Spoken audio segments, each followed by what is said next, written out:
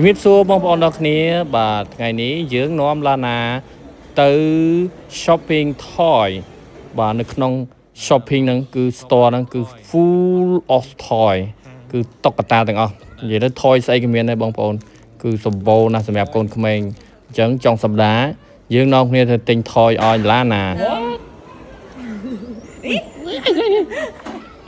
បាទកន្លែងហាងហ្នឹងធំពេកបងប្អូនចង់បាន toy អីពិបាកណាស់ព្រោះវាធំហើយឡាណាគេឃើញបាទ piano គេឃើញចុចបាទឡាណាចូលចិត្តចុច piano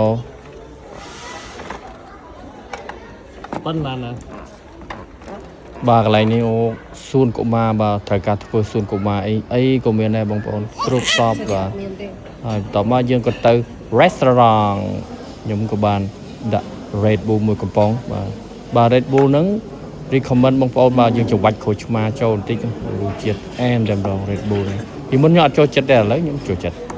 ហើយឡាណាវិញបាទមិនយកថយអីឲ្យទុកលេងទេមិនបាច់ទេកោពេញតាហាងបាទហាងនេះជាហាងម្ហូប Mexico បាទ Mexican បាទឆ្ងាញ់យ៉ាងដែរខ្ញុំលើកទី1ដែរញ៉ាំម្ហូប Mexico